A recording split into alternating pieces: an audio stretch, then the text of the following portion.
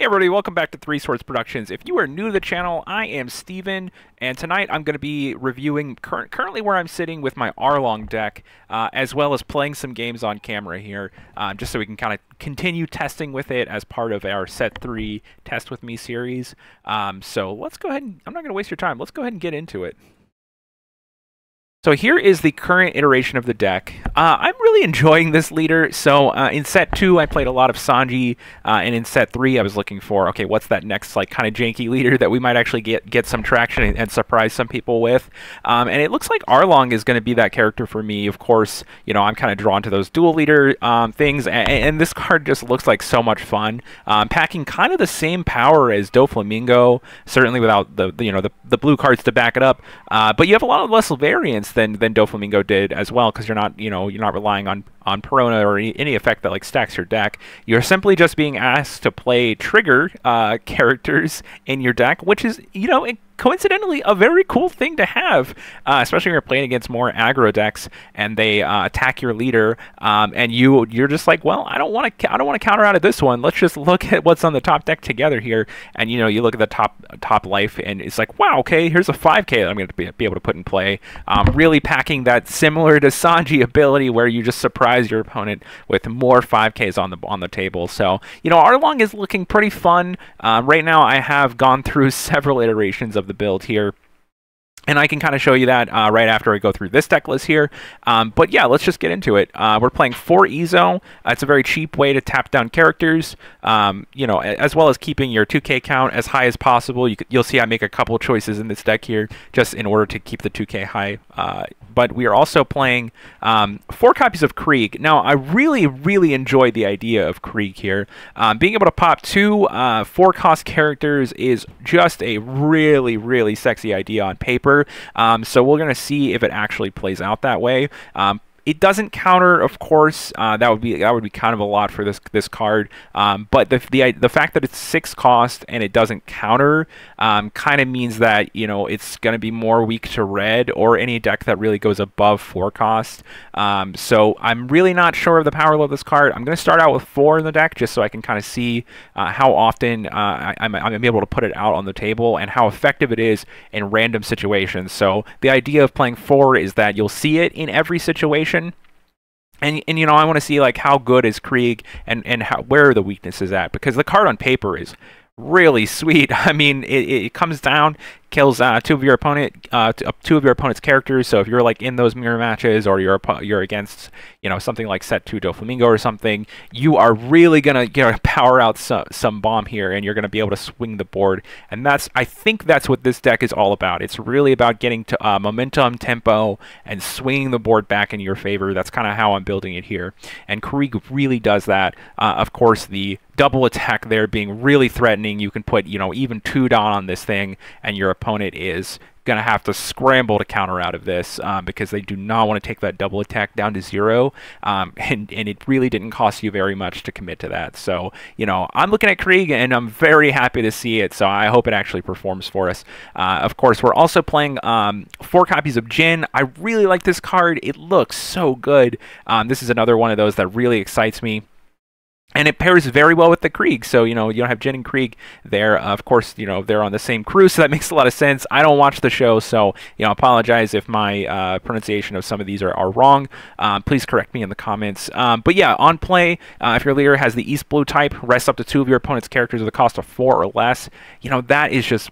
Like I said, this deck, I'm really wanting to keep my tempo up, and I'm really wanting to be able to swing the board, and playing cards like this are really what's going to do that for me. I think it's an added bonus that this card counters for 1k. I'm so excited to put this card in my deck, and reading this card coming in set 3 was like, coming from Magic the Gathering, I really love my removal spells. Every time I read one, I get pretty excited, and reading Jin was like icing on the cake for me. Like, this is one of those, I know it doesn't remove things, but it kind of does.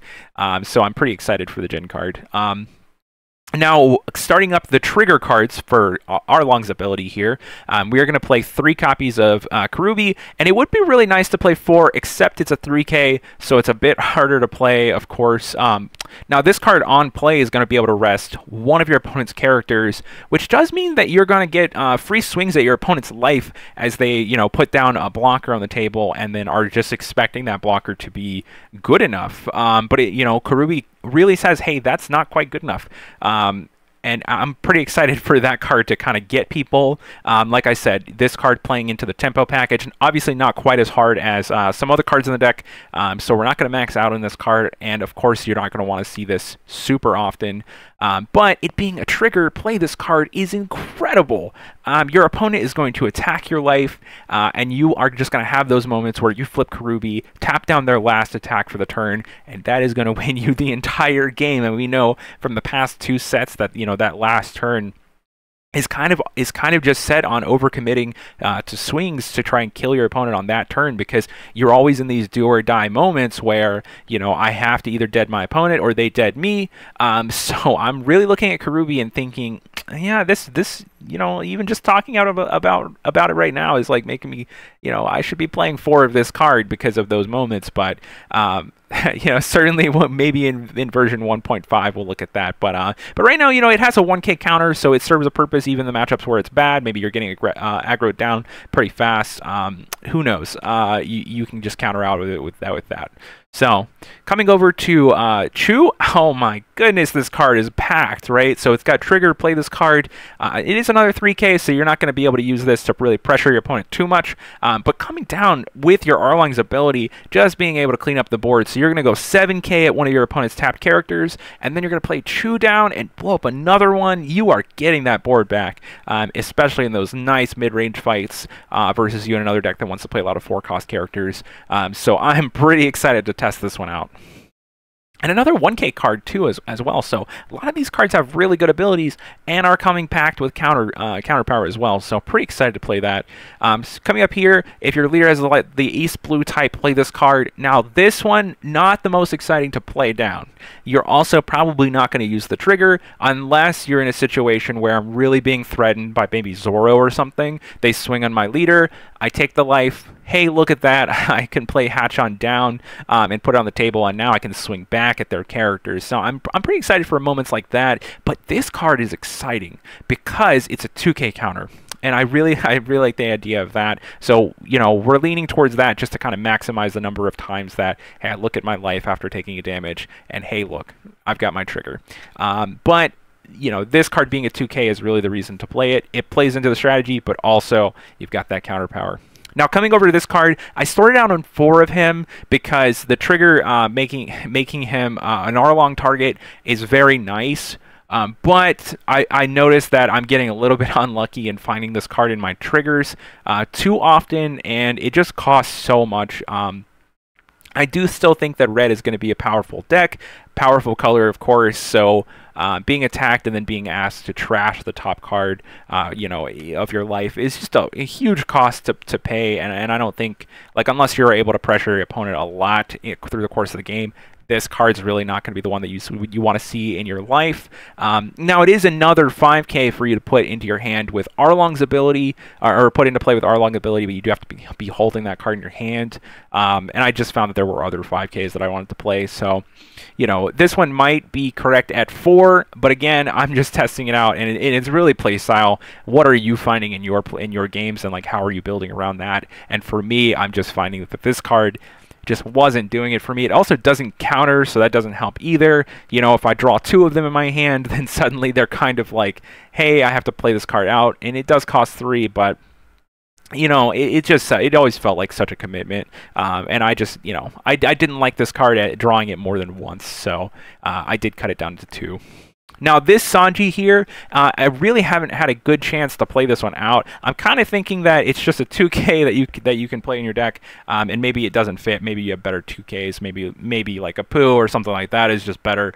Maybe you can even take this deck more of like a Supernova build and play Killer as like a card that you can play out with Arlong's ability. I'm not sure yet, but for right now, I'm really liking, just a throwback to me playing Sanji, so that's certainly one motivator to play this in my deck. But, I'm also excited to, this card does kind of just draw you a card, right? You you are going to get to take a card out of your life, put it in your hand, but then you replace it with the top card of your deck. So Sanji is a little bit here drawing you one whole card. That feels really strong. I haven't had many opportunities come up yet where I've gotten to play that onto the table, but just reading it, it does seem like a cool thing that you can do sometimes, especially against like those decks where you're being aggroed down and you're just being asked, hey, you need to survive their attacks, so you need to play cheap characters onto the board. Sanji here, of course, costs 2, so that's it's pretty cheap, and being a 3K makes it like pretty well statted as well. So I like the idea of this card, and just in my testing so far, I've had it in my hand and I've enjoyed. It's just pitching for a 2K at the moment, but again, it's just one of those cards where in theory it could get you out of a situation. Now, Charlotte Cracker has been like the mind-blowing card for this deck. I have loved this thing every time I've drawn it. It's self-making. It being a 6K on your opponent's turn is really cool. It says while you have less life than your opponent, this character gains double attack and 1,000 power, and of course that is not locked to your turn. So that means this card, just like Borsellino, is going to be a 6K on your opponent's turn. Very strong ability, makes it harder to attack him, especially if you're playing 12 2Ks in your deck. You are looking at being able to defend this card pretty well. It's got double attack. It's going to come across for that 7K with just 1 Dawn attachment. You are going to be able to pressure your opponent's life. This plus the other double attack in your deck. You are coming across the table and you are a threat. Of course, this card coming off of your life as well lets you play it. The Arlong ability letting you play this card out. Just a lot of good stuff all around. This card, I think, would be the reason to play Arlong if I had to point to one thing. I like this guy a lot, and I cannot wait to pick these up. It being an SR means it's going to have really nice foiling as well. This card, just so many thumbs up. Love that guy. Now, this is a card where I took out of my deck in an earlier iteration because I didn't think I would want to put it into play very often. So one thing that I found was you cut this card out of your deck, you suddenly are losing the 5Ks that you want to put in with the Arlong ability. All right, sorry about that. I had to get some water. But yeah, Charlotte Smoothie, it's just one of those cards where I noticed that if you take it out of your deck, then you're not using Arlong's ability as frequently as you want to put the 5Ks into play. So that's why I ended up putting that back to 4 in the deck, and I just want to see, like, there's probably some line that you have to cross, and I want to find that line through just playing the game, really. So this next card I'm really excited about. Unfortunately, every time in playtest that I've had the opportunity to play this guy, he just hasn't really lined up with what my deck wants to do. Now, I always feel like reading this card feels like, hey, this card is exactly what we want, right? It puts a character back somewhere like off the table, up to an 8-drop, which is crazy powerful. Like, we're really not seeing that ability before set 3. And it seems like he's everything we want. But so far in my playtest, like, either I'm not supporting this card hard enough, like in the turns prior, that's certainly possible, or he's just not actually as good for the deck as he reads like he might be. He's just like, he doesn't swing it enough, is the big problem. And it feels like the turn that you play him, you don't have enough Dawn to do anything else. 8 is a lot, and he also just kind of sits in your hand because he doesn't counter either. So, we took him from 4 down to 3, and hopefully changing the frequency that we see this card really makes the difference here. But it's hard to say, really. I think I just need to get better around this card, but I'm really not as impressed as I thought I would be. We're going to keep trying them, though, because like I said, reading him just feels like, wow, this is gas, and this is everything we want. This is like the top-end card. So we're just going to keep trying him out, but that's kind of where we're at with him right now, personally. And then this card, same thing as the Charlotte Smoothie. We just want more 5Ks. But if you're looking at a card in the deck and thinking, which one has impressed Steven the most? I'm not going to lie, and it really has been Uzuki. This card has been very weirdly good. So, I play against Zoro, and they swing with, like, a card that they have pantsed up to be, like, 5K. swing at you, take the life, and then you reveal this guy, and he taps down the card that they were obviously going to attack with next. Okay, you know, you tap down like Sunny Kun or something, you don't even lose this card, which is great. Like, the last line of his text there says, and add this card to your hand. So you're getting to tap down something for free, and if you think back, like, how did those games play out before? Well, they would just play Nami and, like, leave Nami on the table until the very end of the game, and then they'd Magra that up and swing at you. Well, you can tap down the Nami pretty early now and actually just swing on it, which feels really good. And then after that, this is a 5k for you to put in with your Arlong ability. I really liked this card. Okay, now going over to the events. Of course, you can see them already, but Paradise Waterfall, we're playing 2 of this card. I'm going back and forth on the events that we play, and you'll see that, you know, as I flip back to the previous versions of the deck. I first started with like a massive yellow event package. But I realized, like, I didn't really like those cards. I mean, I like the thought of them, but I just want impactful triggers. I want my opponent to kind of, like, you know, hesitate before they attack me. They go, ah, man, what is my opponent going to have? Because I know he's going to have something because he's Arlong. And I want to maximize, like, the punish, right? Like, yeah, you swing on me, but you're going to regret that. That's kind of what I want that's what I want the gameplay conversation to be, right? Not literally, but, you know, you know what I'm saying. So Paradise Waterfall is a card that really does that. KO up to one of your opponent's rested characters at the cost of 4 or less. And I think that's a really impactful, you know, you're being attacked by Zoro, you're being attacked by so many characters that cost 4 or less throughout the game. I think that trigger feels really good and worthwhile to use when you flip it over. And the main ability on it, too, is really good. It gives you basically another 2k in your deck. It lets you untap your characters. That's going to help you keep tempo on the board. That's really powerful. Just all around, I'm kind of liking this card. And then going over to Punk Gibson, Miracle Gibson, baby. Rest up to one of your opponent's characters. This card, exactly like the other one, when you flip out one of these, lets you tap down a card. I think it's this one. It's exactly like this card, where if you flip it off the top of your life, then you get to tap down maybe the card they were going to beat you with next. I think that's really powerful for the last turn of the game. And so having 4 of this, having 3 of the Kurobi, you are really well positioned to kind of take the board at the very end of the game. And those are abilities that I really like to see in Sanji. You know, you play 3-star style Onigiri, pop out a surprise character, get out of a last attack, and then your opponent wasn't expecting you to be able to win, but, I mean, here you are. So I want to maximize those abilities. Because, you know, obviously you're putting a lot of 5Ks on the board. I think that those effects are going to be necessary for you to actually close out games. So that is version 1.4. I know it was a bit lengthy. Thanks for sticking out with me. But if you're interested in version 1.3, can flip over to that real quick. Obviously, you can see we're sticking with the Punk Gibson package, but here we have a ton of yellow cards, especially the last iteration that I cut basically all of them because I decided, not really liking their trigger abilities, and their main abilities aren't coming up that often. So I'll just leave it for a second. If you'd like to screenshot it, feel free to do so.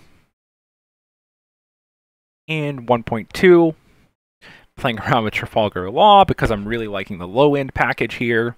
Being able to pick those back up. Obviously, you're not getting to play them back out, but you can, you know, kind of recycle them, especially with Arlong's ability. You can maybe pick up a Karubi and then Arlong it back out on a future turn if you'd like to do that. Pretty good. Be able to play more of these in this build. I didn't hate this build.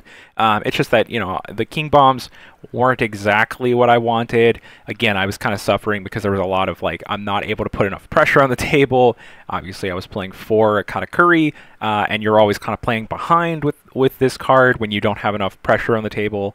So you're really leaning on Charlotte Cracker to do all the work for you. And that card's just not quite enough. It's like a good card, but he really needs support. And you're really, like, you're being able to, like, remove characters with, like, Buzzcut. Buzzcut feels like a really good card. So I still want to play in the other deck. Just version 1.4 doesn't quite have room for it. But yeah, this was an interesting build. I did like it, but obviously there were a lot of problems with it. So, and then 1.1 here. And this is mostly just me changing numbers around. We're playing now 4 Tempuras here, 4 Karubis, no Punk Gibsons though. So, you know, we are missing the green card there. At some point I realized, hey, that's probably my favorite card in the game. I should just stick to my roots and play that card. So, and then Arlong version 1. This is where I started. So, yeah, we definitely changed some numbers up. Feel free to screenshot any of these, by the way. Give them a shot. Let me know if you have your favorite Arlong build already. And send me the list. You know, I'd love to try out different takes on this. This really seems like a very wide open leader. Obviously, you want to play a lot of triggers in the deck, but what triggers are you playing and how many? Like, what's your mix? I might be overlooking some really good strategies by just focusing on, you know, that moment where I get my opponent because they attacked me. I'm really focusing on that with this build. So, all right, let's get into some games. Play some games. Stop hearing me talk so much. All right. Oh, that was a really quick one. Wow, okay. And I'm playing against Max Lux. So, Alex, is that you? I still haven't really figured out how, like, what turn I want to go with. And in order to lean into the Katakuri, I want to go second, but to lean into the Arlong ability as fast as possible, I want to go first. So I'm going to go first in this game, but I do think overall kind of going second makes a lot of sense too. It's probably right to just go second, especially if we want to be attacked first. We let them go first, and then hopefully they attack us, right? And we can flip out a 5k that we can put on the table, and then we have board dominance, like, really before our second turn even starts. So there is a lot of merit to going second here. And of course, my background on the sim here is this this Arlong alt art. I love those alt arts from set 3. They are so gorgeous. I think that was a really good art direction. I'm so happy they took it. Okay, so now we are going to have the ability to play Karubi if we want, although it doesn't do anything on this board. Tournament Buggy feels really good. Now, don't make the mistake that you might make out there. Arlong is a slash leader, so attacking the Buggy here is actually going to be bad. Like I'm not going to be able to clear this Buggy with my slash character. So we will need to think about that, unfortunately, because he will, you know, put some down on the Buggy and swing with it, knowing that I can't swing back with Arlong. So a weird mechanic there that doesn't always come up, but it is relevant this time. So let's go ahead and attach 2 here, and we are just going to swing out. We'll just deal 7 to him. We would like to use the action here. And what do we want to put out? These don't really do anything yet, so let's just put this guy out. No real value gained there, but, you know, we swing 7. We already know he was going to take it either way, but let's just show him, hey, we are playing some ways to get the Arlong ability to make it useful. So, okay, and that's going to be it for the turn. Oh, looks like he got a trigger already. Triggered his Whitebeard Pirates, activated the main effect there, and got to add a Marco to his hand. So we are expecting a lot of Whitebeards from him, which, yeah, of course, the Ezo makes a lot of sense there. So we're going to end the turn.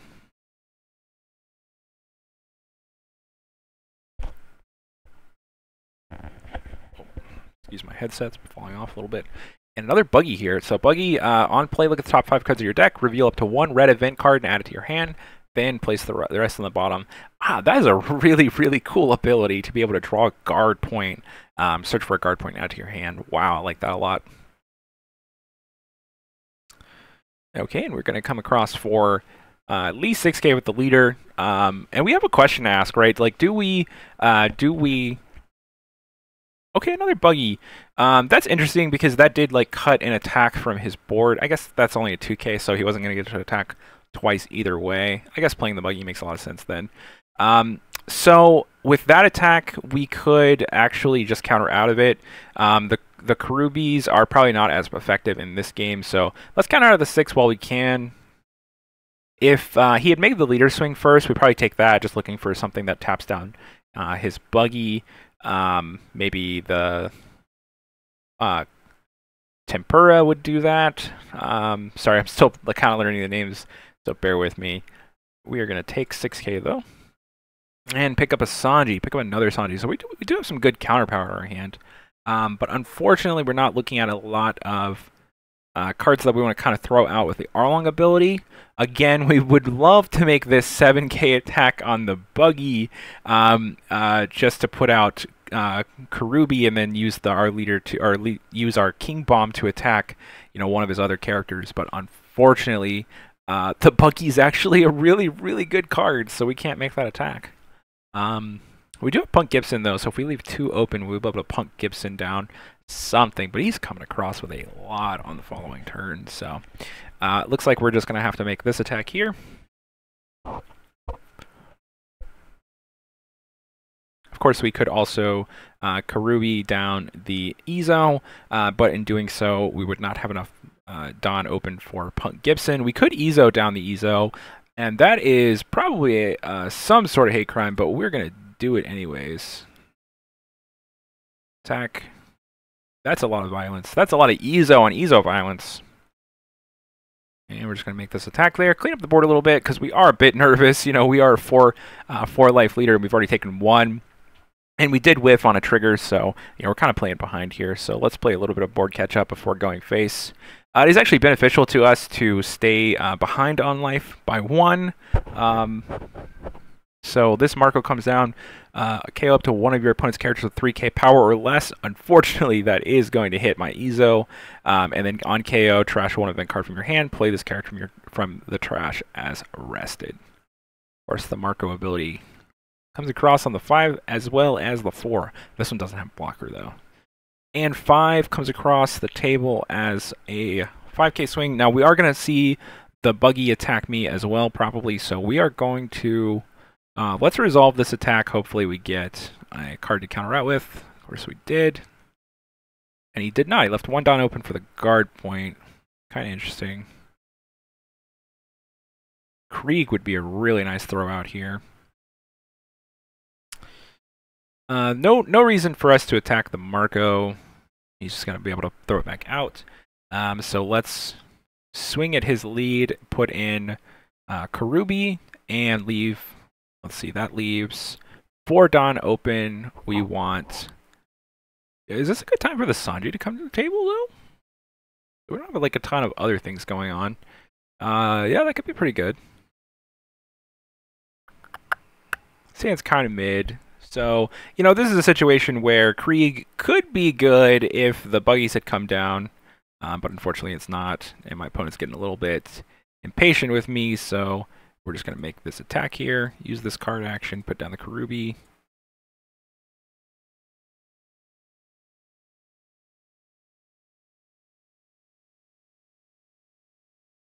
And let's see what he does here.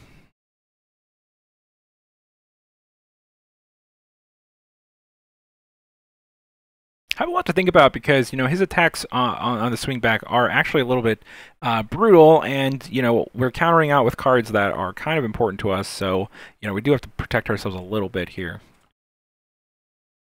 All the little 5Ks are eating 2Ks at the moment, 2K counters out of my hands, so, it's not the most, it's not the easiest thing to figure out.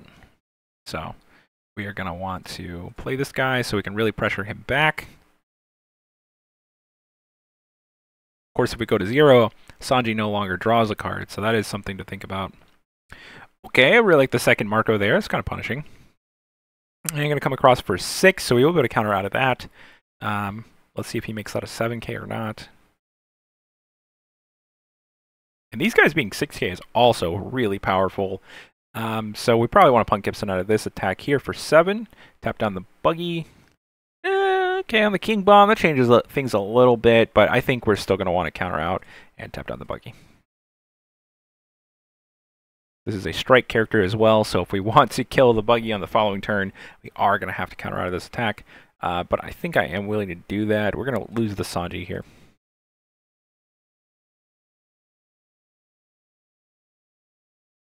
Trying to gain the board, so we will actually get to play the Katakuri on the following turn, on this coming up turn, and we'll be able to put down Marco on the, in his life, which feel pretty good, I think.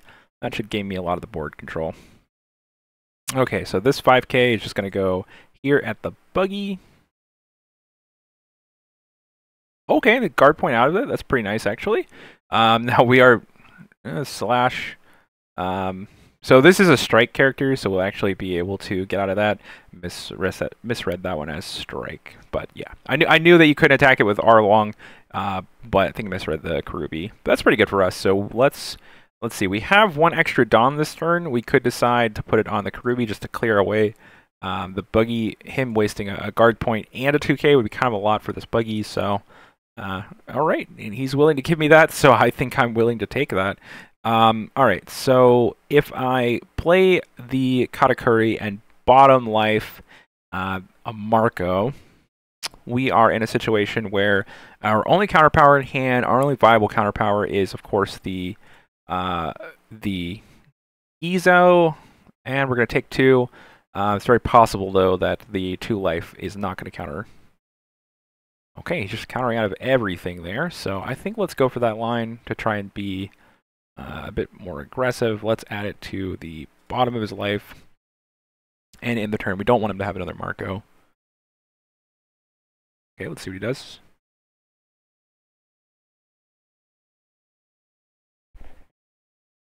So this 8K is really going to establish a lot of pressure. We did take him up to 4 there, and that feels, you know, kind of mid, but it was for a good cause here. So let's see if it helps out. If we're able to keep the King Bomb this turn, I mean, I feel like we're losing the Kurubi, but if we're able to keep the King Bomb, then that would feel really good. Be able to swing at him for a lot. He is holding a lot of cards. Reveal and draw Marshall D. Teach with the Whitebeard Pirates. A little bit of the way that this game is revealing me the cards. He's kind of just doing stuff before I even see them come down. And plays, ooh, that's Bucky number 4, I believe. We're just seeing a lot of that card. Feels pretty good against my leader, to be honest. So, I'd like to see it. I mean, those abilities feel so random. Really, like it's like an added on. It's usually like throwaway text that you don't even pay attention to, but you know, certainly feels very good against Arlong. Like, way to punish like the tier 3 leader already. Doesn't feel great. And here it's going to be pretty hard to defend the King Bomb, but he is only holding 2 more attacks, so I think we will actually go for it. And that might bait him into swinging 1 more time on King Bomb for an attack that he could have made bigger. Than, like, if he swung 7K on my leader there, I wouldn't even have the cards to counter out. So him swinging 7K on King Bomb instead, trying to kill it, feels pretty good to me. So I'll take that one. I feel like I kind of got away with, like, you know, one card extra there. I mean, of course, it's unfortunate to lose the King Bomb, but it wasn't my life, so we'll take that. And 5K over the Karubi there. We're just going to take that as well. Can't do anything about it. We're going to hold the Punk Gibson for the last turn of the game. It's going to feel pretty good, I think. Okay, and I actually haven't read the Marshall D. Teach yet, so when attacking, you may trash 1 red character card with 4K or power or more. Draw 1 card, then this character gains 1,000 power during this battle. That's pretty good. Andrew, pick up another 2K there. That's something. So the Creek here, I can trash a card from my hand in order to destroy the Buggy. I'm not sure that's entirely worth it, though. So that's kind of another issue with Krieg, right? Is that, like, the on-play ability is really good, but in these, like, late game situations where it would be nice, you know, your opponent has like a 5 cost on the table, and that's just like does not feel good. So we're just gonna go face here. We should just see him take this. There's no reason for him to counter out. I'm not at all representing enough pressure for this to actually matter. Okay, I mean, he's playing very safe. Like, you know, I guess that's fair given, you know, he doesn't really know what my leader can even do, so I think that's fair. Like, you're kind of in the dark. Let's just play as safe as we can. And then this attack's going to come across. I almost want to send this at the Buggy, but of course we're not going to do that. We're just going to go 8K on face, go down to 3.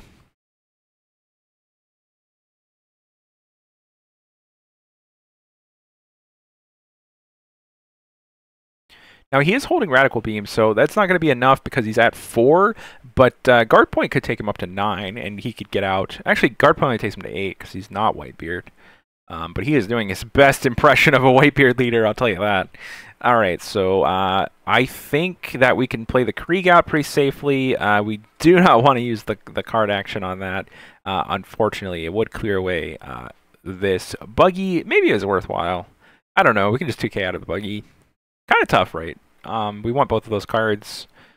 This card would have been a little bit better on tempo against a leader who was turning sideways a lot more. Kind of funny, like he's been like whittling down my life, certainly whittling down my cards in hand, but he actually has not been super aggressive. He's just, playing buggies, putting them in his hand, passing the turn, and that has felt pretty strong. I mean, he's had a lot of counter power. He's still had a lot of cards in hand. I'm kind of liking the buggies there. All 4 of them feel very strong. I can't even swing back on them with my leader. 4 mana 6k on this guy too. You trash 1 red character card with 4,000 power or more, then draw a card. Then he gets like you get to loot. That's a magic term, but you get to loot 1, and then he gets up to 7k with no Dawn attachment. That card is wickedly powerful. Whoa! And we are it is go time, right? So we are just gonna take this. Now I could take this, but I think I'm gonna. Let's see. I don't want his next attack to be with Martial Teach. So we are just going to use this opportunity to tap down the Teach.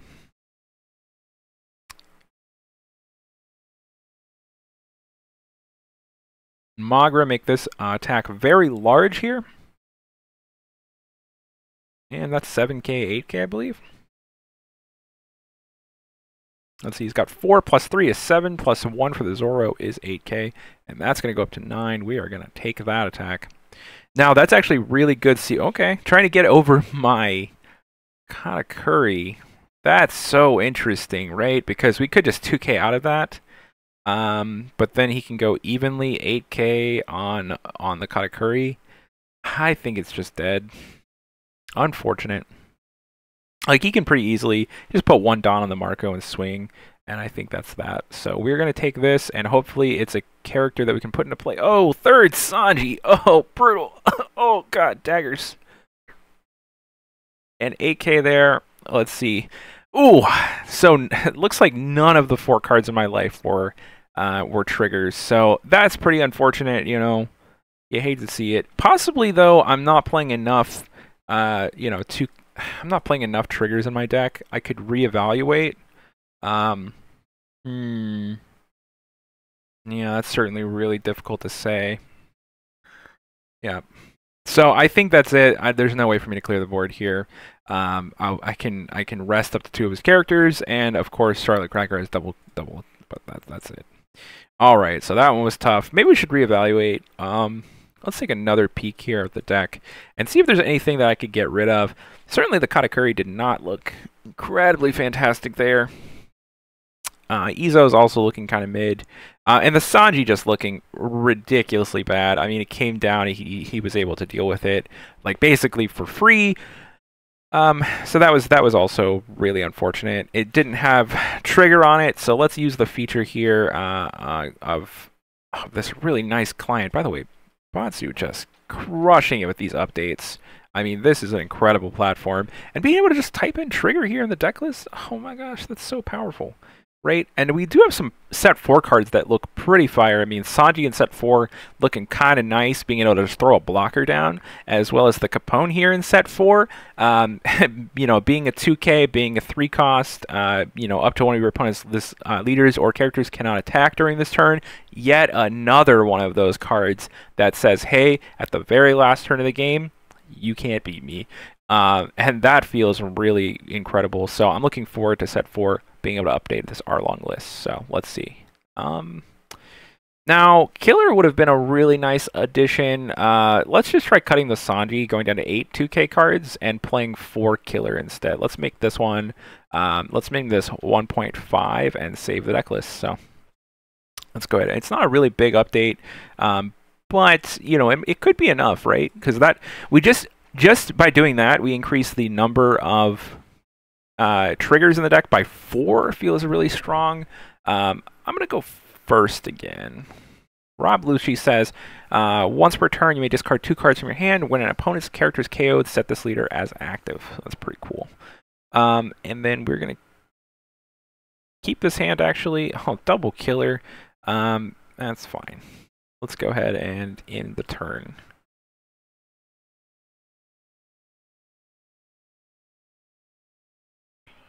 Okay, we're gonna play. Oh, this card's brand new. So, little joke. On play, look at the top 3 cards of your deck. Reveal up to 1 Navy card other than himself, and add it to your hand. Then trash the remaining cards. And he did trash a Kuzan and a Khalifa. This card says draw 2 cards and trash 2 cards from your hand. Then give up to one of your opponent's characters -2 to their cost during this turn. Pretty cool.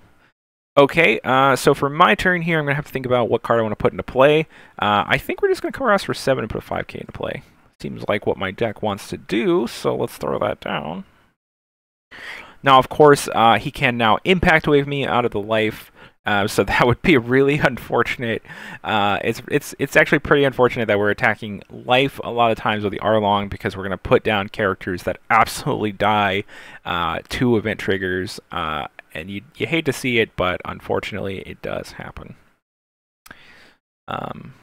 This card says if your opponent has CP in its types, look at the top 3 cards from your deck, reveal up to 1 CP, add to your hand, and trash the remaining cards. And that is an on-play ability. Reveal and draw Fukuru. Okay.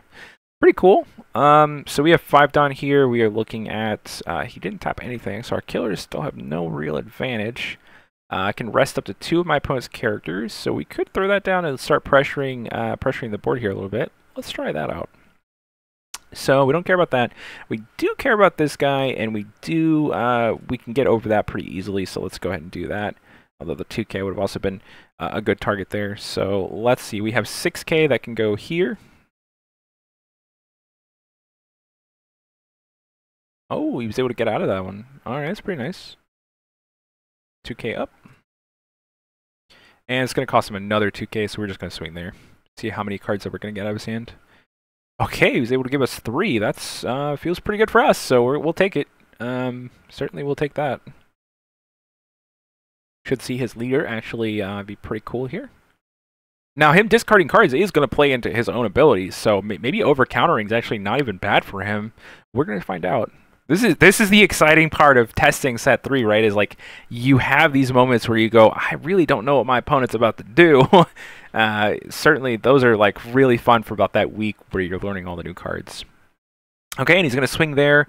So let's give him... I don't have any 2Ks under my hand. Do I want to give him 2 cards? Yeah, I think he can't make any other attacks. So yeah, let's just give him 2 cards. Let's give him a killer. And let's give him another killer. These aren't doing much for me, so yeah. Just get those out of there. Okay, we have 7 here. So we can't Katakuri yet. That would have been really cool on the Garp. Let's see. We can put this guy into play. So I actually like this card a lot. It makes it itself a 7k pretty easy. And another game where Krieg has not felt great. There is going to be a time, I know it. And let's go 7k on this thing, pressure it a little bit. And let's throw down this. So we're trying to fight for that board tempo, kind of was the game plan. Okay, give it to me. So yeah, let's sink down to 3. What do you think? Or instead of taking him to 3, we could just swing 5, you know? Then we can, okay, took him down to 3 without the Dawn attached. Surprising. Okay. This card says play up to 1 black character with a cost of 3 or less from your trash. That's an interesting trigger. I like that one a lot.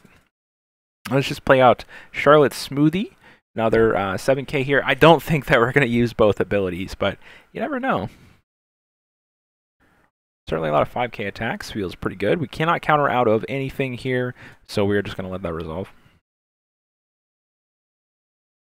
In Isho. Okay, drew with 2k there. And the Krieg, again, like just so many opponents that are not even attacking with their characters. They don't really have to. Because like that's kind of the downside. I'm the one playing an aggro deck here.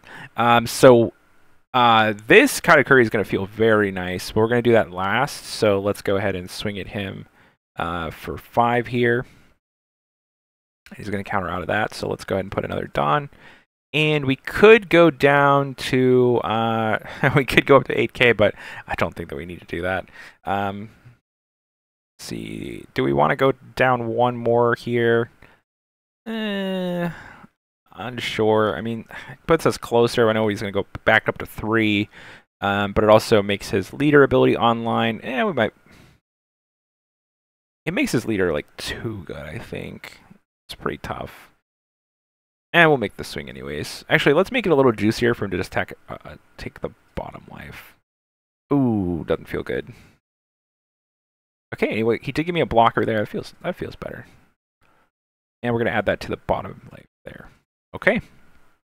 Now we do have the board. He is threatening us a little bit with all his characters, though if he went that thin on his attacks, then we would be able to counter out pretty easily, as we do have 3K counter power here. Top 3 cards there. We're going to...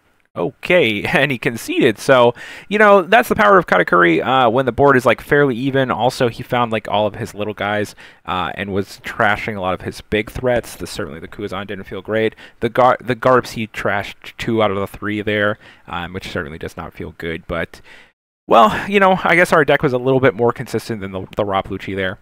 Still, though, I am just not finding the Krieg to be that effective of a card.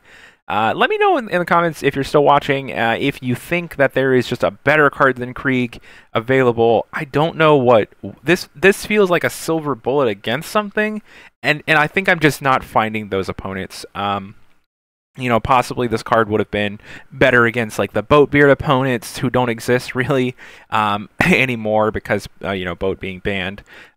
So that's very possible. But man, it reads so nicely. All right. Well, that was a couple games in the bag. Tune in next time where we certainly, hopefully, we get like 10 more iterations down the line. But yeah, sorry this video went a bit long.